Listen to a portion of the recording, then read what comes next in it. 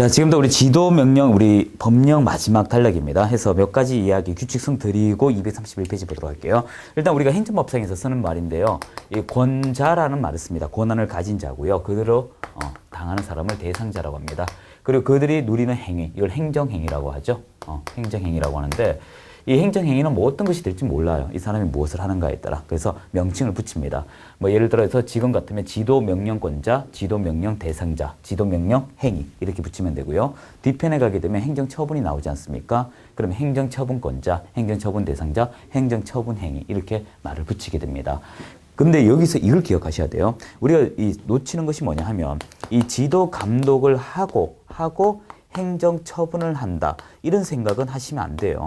전혀 제도가 관계가 없어요. 이건 이거고 저건 저거야. 이런 제도예요. 만약에 지도 감독은 이런 겁니다. 꼬마가 담배를 펴. 한 3살? 이건 심했다. 한 7살 합시다.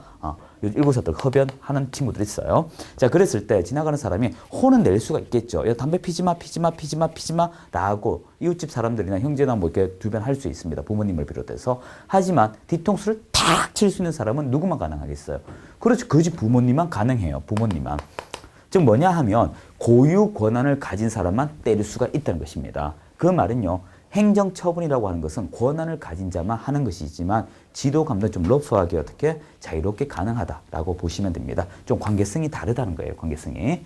해서 만약 이거 되고 나서 이게 된다 이렇게 해버리면 때린다라고 하면 도망가 버리면 그만이잖아요. 그래서 저는 관계성이 없어요. 그래서 절대적으로 무슨 권자는 그 내용에 대한 권한자일 뿐이다. 요거 먼저 기억을 해주시고요. 자, 두 번째 얘기입니다. 이 지도 감독에 대해서 이 37조는요. 옛날에 문제가 솔직히 나왔어요. 한데 4년 전부터 문제가 안 나와요.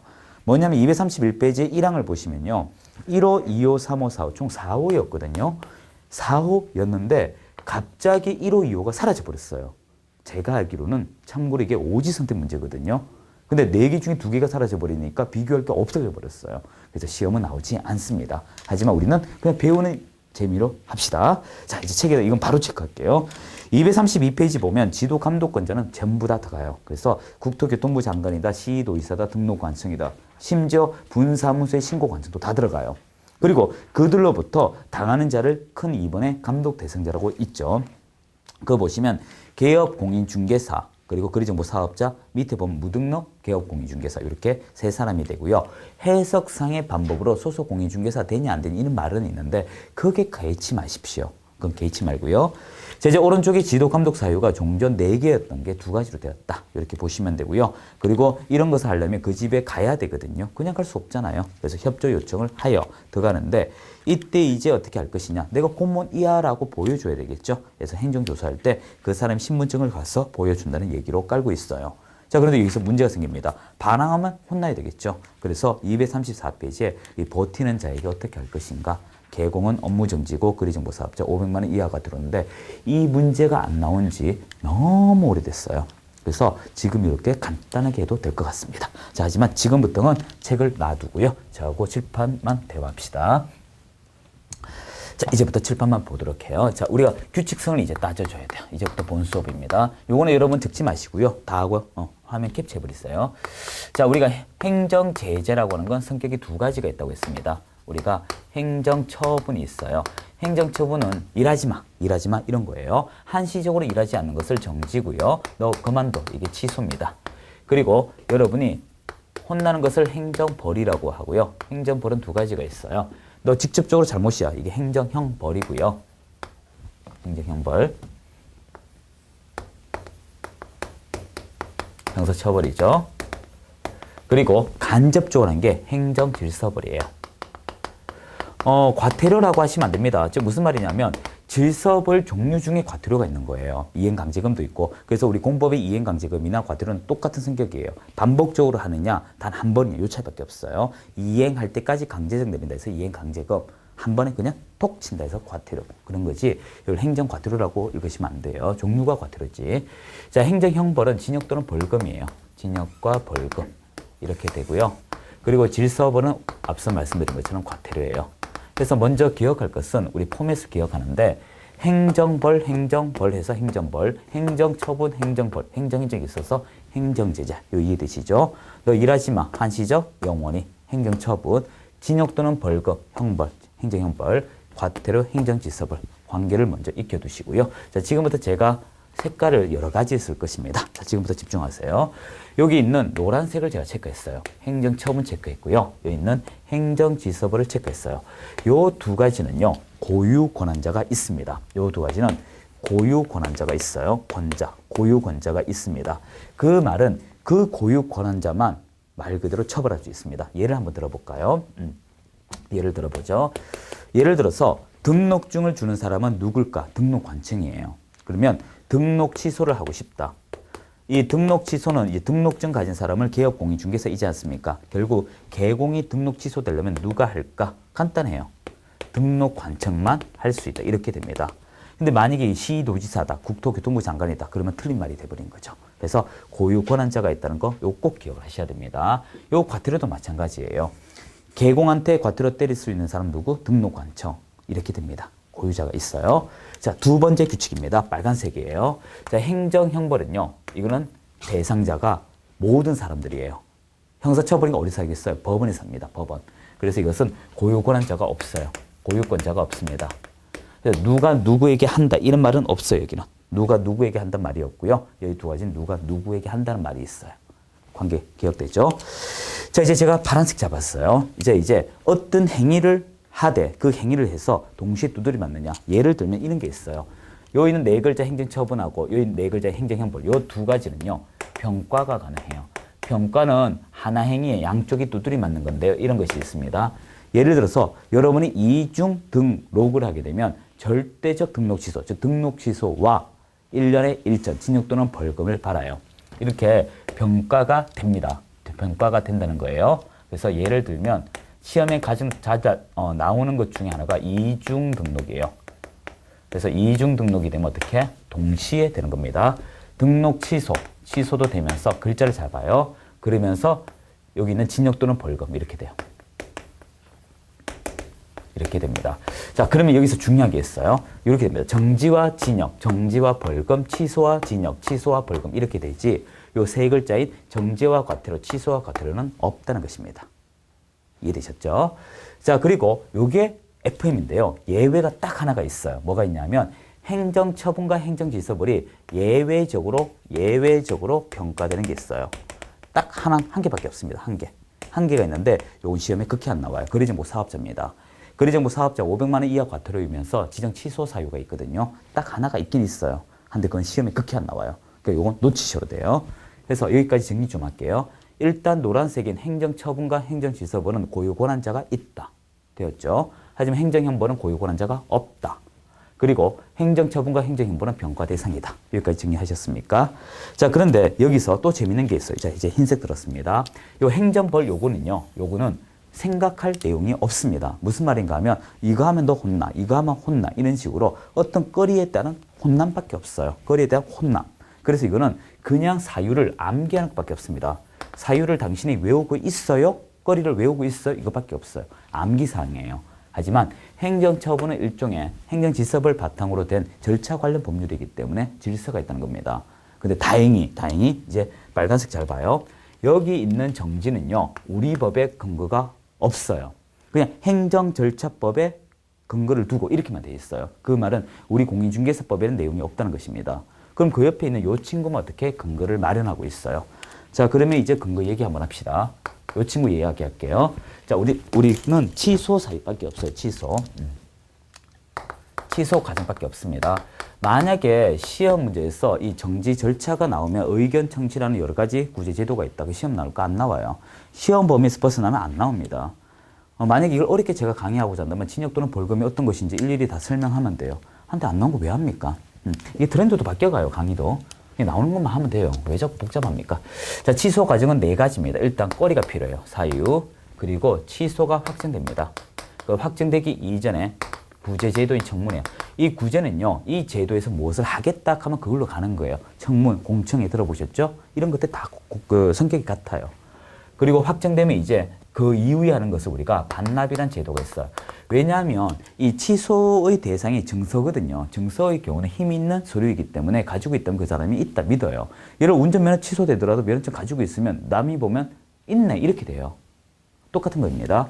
자, 이제부터 보세요. 취소를 기준합니다. 노란색 잘 봐요. 취소를 기준하고 앞에 있다여 이것을 사전이라고 해요. 그리고 뒤에 있다여 이것을 사후라고 해요. 사후. 자, 그리고 이것을 구하는 제도로 하여 사전구제. 자, 이 사전구제는요. 원칙은 해야 됩니다. 원칙. 이제 표현도 잘 봐야 돼요. 여러분, 이거 중요한 강의예요. 이번 강의. 원칙은 해야 됩니다. 원칙은 해야 됩니다. 근데 이것을 안 하면 생략하면 어떻게 될까? 절차상 하자로 효력이 없게 돼요. 예전에 이런 사건이 있었어요. 우리 멍멍이 왁왁 하는 그 개가 있었어요. 근데 주인이 실제 이 개한테 여러 가지 장난을 많이 치는데 종이를 씹는 장난을 쳤어요. 근데 문제는 이 사람이 음주운전이든 여러 가지 사건이든 하여튼 이 경찰청에서 서류가 왔습니다. 왔는데 이 종이를 보니까 걔가 먹어버렸어요. 실제로. 그러니까 이제 어떻게 됩니까? 본인은 이 면허 취소 사유나 여러 가지 구제 제도에 대해서 본 적이 있어 없어? 없다는 거예요. 그런데 어떻게 경찰청 그냥 취소 내렸어요. 대법원 판례까지 가서 어떻게?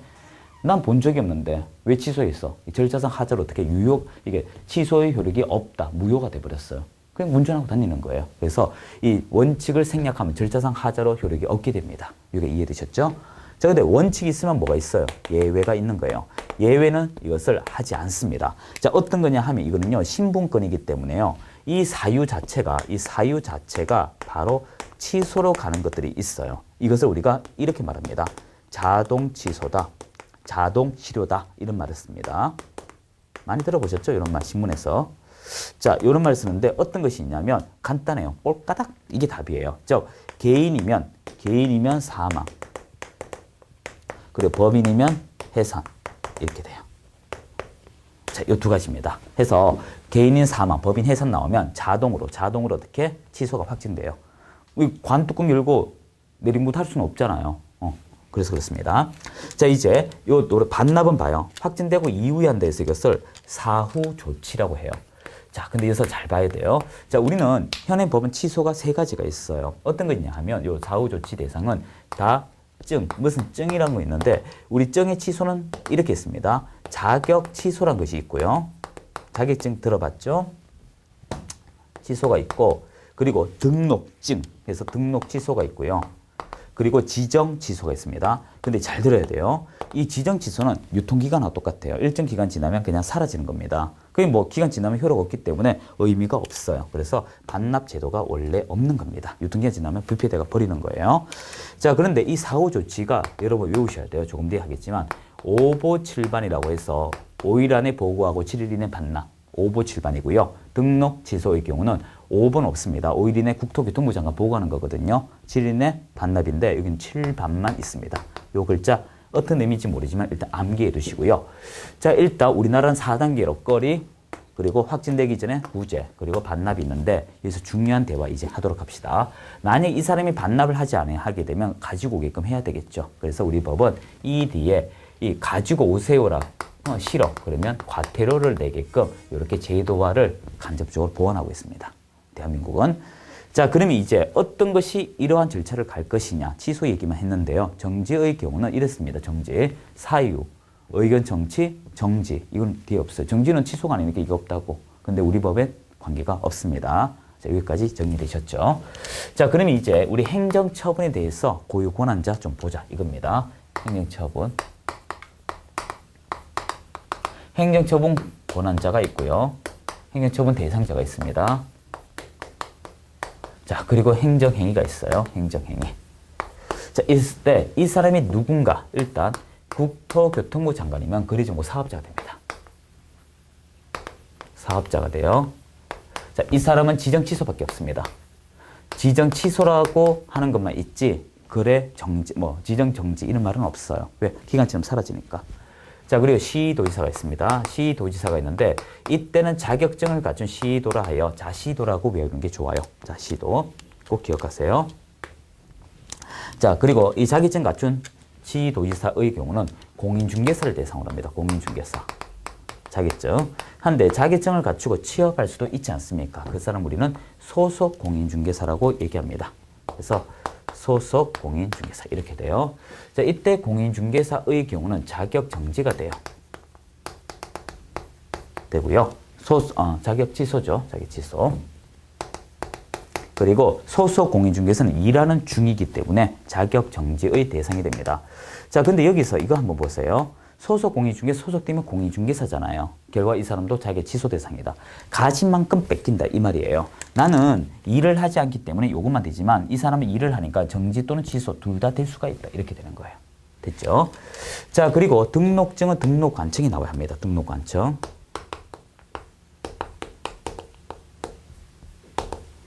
등록관청인데요. 이때 등록관청은 자격증, 등록증, 등록증이에요. 개업, 공인중개사, 개공이라 적을게요. 개공이고요. 이게 똑같아요. 이 사람은 두 가지입니다. 이제 요건 1대 요렇게 매칭이 돼요. 이렇게. 그리고 얘는 여기로도 갈 수가 있는 거예요. 자, 개공은 역시 똑같아요. 등록 취소입니다. 그리고 업무 정지예요. 이때는 업무 정지라 씁니다. 등록 정지라고 쓰지 않고. 그래서 이 반드시 이렇게만 수평으로 가요. 등록관청의 공인중개사에게 틀린 말이에요. 국토교통부 장관의 개공 틀린 말이에요. 자, 이랬을 때 이걸 잘 들으셔야 돼요. 옛날에는 등록 취소 또는 업무 정지 두 가지밖에 없었어요. 그런데 이게 너무 가혹하다라고 해서 이 등록 취소를 갈라놨습니다. 절대적인 거와 상대적인 걸로 갈라놨어요. 그래서 어떻게 했냐면 이 등록 취소는 절대적인 건 반드시 없애는 거예요. 하지만 상대는 할 수도 있고 안 할 수도 있어요. 안 하면 어떻게 업무 정지로 가는 거예요. 그래서 잘 들으셔야 돼요. 시중에 많은 문제집을 보게 되면 상대적 등록 취소, 업무 정지를 구별하시오 이런 문제 나오는데 신도 못 풀어요. 그러니까 학원 강사들이 이게 더 문제가 많아요, 실은. 모르기 때문에 그런 문제 내는 겁니다. 기출문제 그런 거 나온 적 없어요. 왜 안 나올까요? 상대적 등록 취소 안 받으면 업무 정지라고요. 다시 합시다. 상대적 등록 취소 안 받으면 업무 정지라고요. 그 말은 이걸 바르면 이거고 안 바르면 이거니까 어떻게 구별하냐. 법이 이걸 구별하지 말라 돼 있는데 왜 일개 강사가 구별하냐. 이게 문제예요. 이게 현실이에요. 이 시험에 낙후성을 안 내주죠. 현 시험은요. 절대적 등록 취소와 상대 이건 구별이 가능해요. 절대적 등록 취소와 업무 정지 이건 구별이 가능해요. 그래서 이렇게 구별하거나 이렇게 구별밖에 하지 않습니다. 자, 그런데 이제부터 제가 노란색 박스를 두 가지 칠 거예요. 잘 들어봐요. 요 자격 취소와 요 절대적 등록 취소, 절대 등록 이렇게 읽어요. 요 두 가지는 반드시 다른 말로 기속, 반드시 한다는 기속입니다. 그리고 또 말로 절대적으로 요런 말을 써요. 요런 말을 씁니다. 자, 이런 말들이 나오는 것은 요 두 가지 박스밖에 없어요. 나머지, 자 빨간색으로 할게요. 밑줄, 나머지 요런 것들 뭐 이렇게 되나요? 자, 이것들의 경우는 할 수 있다. 재략, 상대, 이미 이런 말을 써요. 구별되시겠죠? 이거 반드시니까 한다라고 하면 되겠네요. 또 똑같은 말로 요 흰색으로 하나 적을까요? 할 수 있다 하면 한다 이렇게 되겠죠. 자, 그래서 여러분이 이렇게 되겠네요. 만약에 이게 이제 자격 취소가 되었다. 여기 이제 이 부분입니다. 이 취소가 자격 취소되면 자격 취소 사유에 들어가게 되면 자격 취소를 하여한다. 그 전에 무엇을 한다? 청문을 거쳐야 한다. 시도지사의. 그리고 자격 취소되면 자격증 반납한다. 그래서 자격 취소 하여한다 이거예요. 상대적 등록 취소에 들어가게 되면 상대적이니까 상대 등록 취소 사유에 해당하게 되면 등록 취소할 수 있다. 등록 취소 전에 청문하여야 한다. 반드시니까. 하지만 취소가 되면 반납하여야 한다. 이렇게 되겠죠. 그래서 이 부분에서 어떻게 말하는지를 잘 들으셔야 돼요. 그래서 요 세 단락을 먼저 기억을 해 주셔야 됩니다. 가능하시겠어요? 그래서 요 세 단락을 알고 모르고 차이가 상당히 중요해요. 자, 왼쪽 이제 좀 지울게요. 아직 남았어요. 공부 들어가기 전에. 이거는 100% 외우는 거기 때문에 할 필요가 없어요. 암기 잘한다 해서 그 사람 공부 잘한다 하는 것은 뭐 몇몇 나라 안 됩니다. 진짜 황당한 이야기죠. 자, 우리 시험은 그런 시험이 아닌데 암기상 문제죠. 자, 우리 저 얘기 좀 합시다. 이제 행정권한 대상자 얘기 좀 할게요. 대상자. 자, 우리 대상자인데요. 여러분이 무엇을 받는가에 따라 대상자는 달라져요. 자, 이제 행정처분이 있습니다. 행정처분은요. 이 대상자가 일단 국토교통부 장관을 대상으로 하는 거리정보 사업자. 그리고 두 번째, 소공을 포함한 공인중개사. 그리고 개업 공인중개사 개공 적을까요? 이렇게 되고요. 자, 그리고 행정 질서벌을 먼저 할게요. 과태료입니다. 자, 이건 일단 행정처분 다 더하고요. 행정처분 대상자 다 더하고요. 더하기 협회가 와요. 협회. 500만 원짜리 협회가 오고요. 그리고 부동산 거래 신고 대상자가 옵니다.